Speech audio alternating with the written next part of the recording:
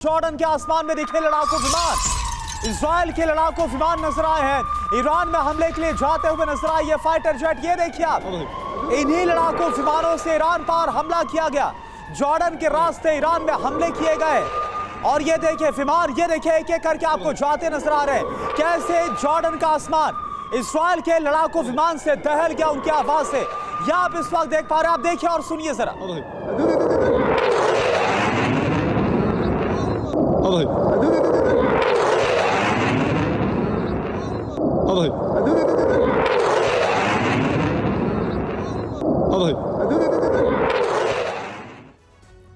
और वहीं ईरान ने गिराई है इजराइल की मिसाइल। ये भी खबर सामने आई है, इजरायली मिसाइल इंटरसेप्ट किया गया ईरान की तरफ से। तेहरान की सड़क पर मिसाइल से आग लग गई। ये देखिए तस्वीरें सामने आई हैं और ये दावा ईरान की तरफ से किया गया कि इजरायली मिसाइल को मार गिरा है। और एक और बड़ी खबर, ईरान के कौम शहर में भी हवाई हमला हुआ। बमबारी के बाद धुआं धुआं हो गया शहर। इजरायली लड़ाकू विमानों ने बम कैसे गिराए, ये कौम शहर की तस्वीर आपको दिखा रही है। देखिए आप, ये जो रेड सर्कल और ये स्क्वायर के जरिए हम आपको दिखा रहे हैं किस तरह से यहां पर बम बरसाए गए। ये देखिए आप जरा, जो यह आपको धुआं उठता हुआ नजर आ रहा है, आग आपको जो इस वक्त नजर आ रही है, ये कौम शहर की बताई जा रही है। ईरान पर एक और जो हमला हुआ है, ये उसकी तस्वीर एक्सक्लूसिव आप देख पा रहे हैं। हालांकि ईरान की तरफ से अभी तक कुछ भी कंफर्म नहीं किया गया है कि आखिर उसे इजराइल के इस हमले में कितना नुकसान उठाना पड़ा है, लेकिन जो तस्वीरें सामने आ रही वो बता रही कि हमला कितना बड़ा था।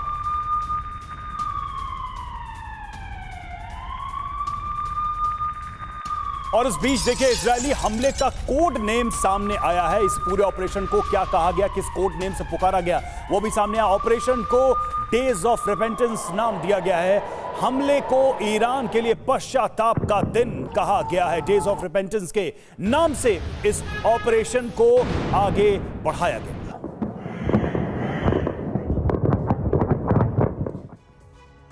तो ऑपरेशन डेज ऑफ रिपेंटेंस, जो कि कहा गया, जो कोड नेम दिया गया इजराइल की तरफ से ईरान के खिलाफ जो हमला किया गया, इसको लेकर यह कोड नेम था इस पूरे ऑपरेशन का। पूरी जानकारी क्या है आप देखिए। ईरान पर हमले का जो कोड नेम है वो डेज ऑफ रिपेंटेंस, यानी कि पश्चाताप के दिन, ये कोड दिया गया है और यह कोड नेम इस वक्त सामने आया है। इजराइल ने हमले को ईरान के लिए पश्चाताप के दिन के तौर पर इसे बताया।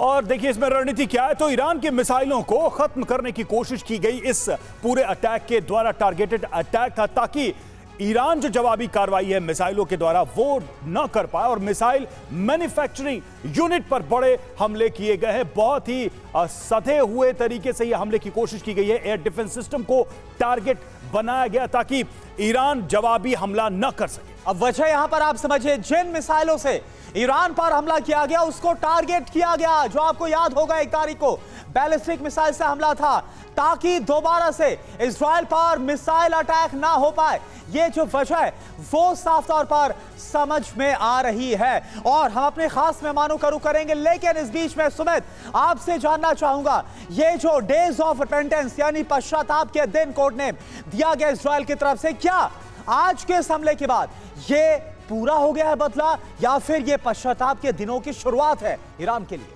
देखिए बिल्कुल, ये ना तो बदला पूरा हुआ है ना ही हमला पूरा हुआ। अगर आप देखें, सिर्फ इजराइल का मकसद सिर्फ और सिर्फ एक तरीके से पोस्चरिंग अटैक आप इसको कह सकते हैं। पोस्चरिंग अटैक नहीं था, इसका मकसद कई थे। इसका मकसद ये था कि ईरान को एक तो मैसेज देना कि देखिए हम कभी भी आपके मिलिट्री इंस्टॉलेशंस को टारगेट कर सकते हैं। दूसरा सबसे इंपॉर्टेंट बात ये कि वो ये जांचना परखना भी चाहते थे कि आखिरकार एयर डिफेंस मैकेनिज्म की डिप्लॉयमेंट कहाँ की है। क्योंकि जब भी अगर आने वाले वक्त में इजराइल को बड़े अटैक्स करने हो तो वो इनके एयर स्पेस में घुसने से पहले उन सभी चैलेंज को मॉनिटर कर ले, एक्सेस कर ले कि हाँ ये रिस्पॉन्ड कितने टाइम में करते हैं, किस किस लोकेशन पे करते हैं और कितनी ज्यादा रिटेलिएशन ईरान की तरफ से हो सकती है, ताकि इजराइल को कोई बड़ा खतरा झेलने की या फिर आप कह सकते हैं फेस करने की कोशिश ना हो या फिर उसको ऐसा मिले ना। और तीसरा सबसे इंपॉर्टेंट बात ये कि लगातार ये दिखाने की कोशिश कि अब सीधे तौर पर हमारी जो जंग होगी वो ईरान के साथ होगी। ये मैसेज प्रॉक्सीज के लिए भी है, खासतौर पर हिजबुल्लाह के लिए, हमास के लिए। देखिए हम ना सिर्फ इन दोनों के ऊपर बड़े अटैक्स कर रहे हैं, बल्कि अब हम सीधा अटैक्स कर सकते हैं ईरान के ऊपर भी। तो निश्चित तौर पर इस अटैक के कई मैसेजिंग भी है और यह भी मैसेजिंग है कि नेतन्याहू के घर के अटैक के बाद हम सीधे तौर पर इस मामले को बहुत सीरियसली लेते हैं और हम सीधे तौर पर ईरान को ना सिर्फ जिम्मेदार मानते हैं बल्कि उस पर कार्रवाई भी कर सकते हैं। बिल्कुल, और जवाब देने की जो कोशिश थी उसमें कम से कम इजरायल अभी तो सफल रहा है, क्योंकि ये तस्वीरें जो आ रही हैं उसमें हम ये देख पा रहे हैं कि ईरान के मिलिट्री ठिकानों को टारगेट किया गया है, आईआरजीसी की बिल्डिंग को टारगेट किया गया है।